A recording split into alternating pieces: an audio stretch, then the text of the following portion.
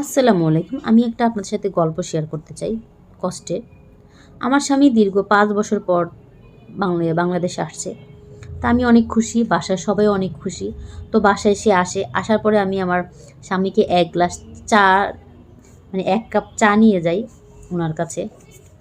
তো আমার স্বামী আমার দিকে তাকিয়ে বলে, "কেমন আছো তুমি?" আমি বলি, "হ্যাঁ, ভালো আছি। তুমি কেমন আছো?" বলে, "আলহামদুলিল্লাহ ভালো আছি।"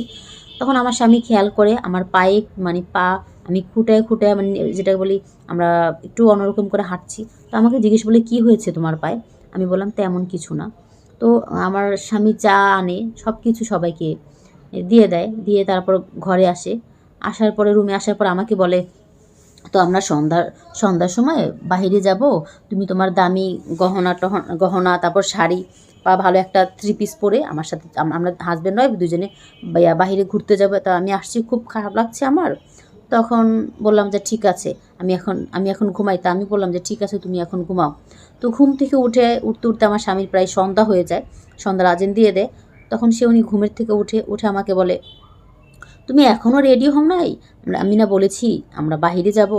তখন আমি বলি উম যে, "না, কিছুই না।" তো আমি চুপচাপ থাকি। তখন আমাকে বলে যে, তোমাকে বললাম যে আমরা সন্ধ্যার সময় বাহিরে যাব। তো তোমার তো উচিত ছিল রেডি হয়ে থাকার, যে আমার স্বামী দীর্ঘ ৫ বছর পরে আসলো। তোমার কি ভালো লাগছে না আমি বাংলাদেশে আসলাম? তখন আমি বলি যে, "না, কেন ভালো লাগবে না? অবশ্যই ভালো লাগছে। তুমি এত বছর পর আসছো। আমি কেন খুশি হব না? হ্যাঁ, আমার স্বামী আসছে সুস্থ সবল। আলহামদুলিল্লাহ, আমি অনেক হ্যাপি।" তো কথাবার্তা বলতে, বলতে আমার স্বামী বলছে যে, "আচ্ছা, কথা না বলে চলো, তুমি রেডি হয়ে যাও, সুন্দরভাবে সাজুগুজু করবা, বাইরে যাও।" তখন আমি বলি যে, "আমার তো সাজুগুজু করবো, আমার তো সাজুগুজু কসমেটিক নেই, ভালো জামা নেই।" তখন আমার স্বামী আমার দিকে তাকালো, তাকিয়ে বলল, "তোমার গয়নাগাটি নাই? তোমার ভালো কাপড়-চোপড় নাই?" আমি বললাম, "না, আমার জামা কাপড় নাই, আমার গয়নাগাটিও নেই।" তখন বলল, "আমি যে প্রতি মাসে তোমাকে হাত খরচ দেই, সেই হাত খরচগুলো তুমি কী করো? আর আমি গত মাসেও আমি যে তোমাকে কিছু টাকা দিলাম গহনা কিনতে, ভালো কাপড়-চোপড় কিনতে, আমি বাংলাদেশে আসবো।"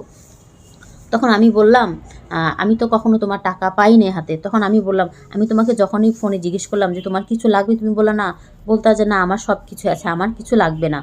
তখন আমি বললাম, আমার স্বামী যখন আমাকে কড়াকড়িভাবে জিজ্ঞেস করতে, "তুমি হাত খরচ কী করলা? আমি গত মাসে এতগুলো টাকা দিলাম, তুমি গহনা কিনলা না, তারপর কাপড়-চোপড় কিনলা না।" তখন আমি অঝরে কেঁদে দিলাম। আমার স্বামীর দিকে তাকিয়ে বললাম, "তুমি যে টাকাগুলো দিয়েছো আমার হাতে কি এসে পৌঁছেছে? না, পৌঁছায় নাই।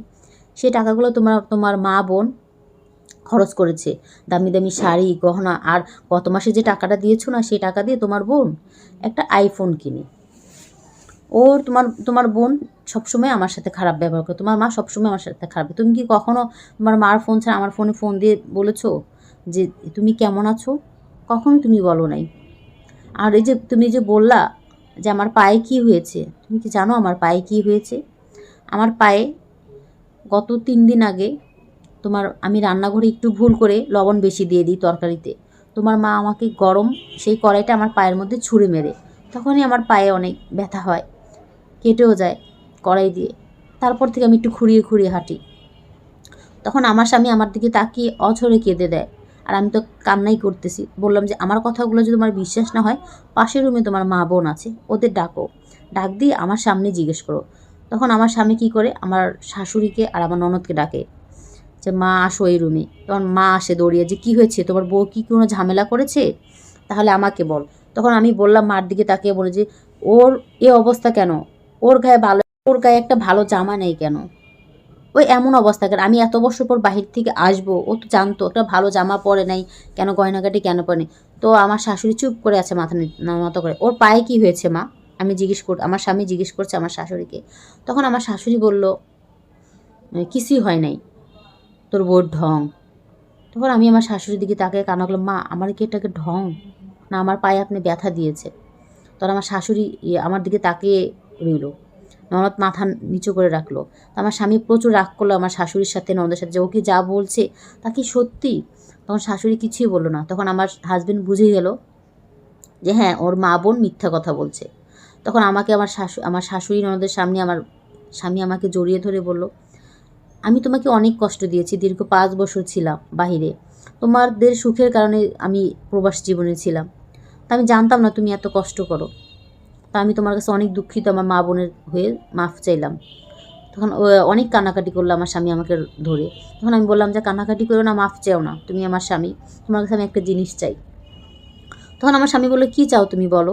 তখন আমি বললাম তুমি আমাকে রেখে আর কখনো না বাহিরে যাবা না, ডাল ভাত যাই খাই বাংলাদেশে আমার সাথে থাকবা, আমার সাথে থাকবা, বাহিরে যাবা না, দেশেই থাকবা, বাহিরে দেশে যাবা না। তা আমার স্বামী আমাকে তুমি যা বলো তাই হবে, আমি আর তোমাকে কখনো রেখে বাহিরে যাব না, আর আমার মা বোনের সাথে আমি থাকবো না। তখন আমি বলি না, মাও তোমার আমার, বোনও তোমার আমার। তো যাই হোক, আমরা আবার নতুন করে শুরু করি। তো গল্পটা ভালো লাগলো সবাই লাইক করবেন। আর এই গল্পটা এক আপুর গল্পটা আমি আমার পেজে বললাম। তো ভালো লাগলে ফলো করে শেয়ার করে পাশে থাকবেন। আল্লাহ হাফেজ।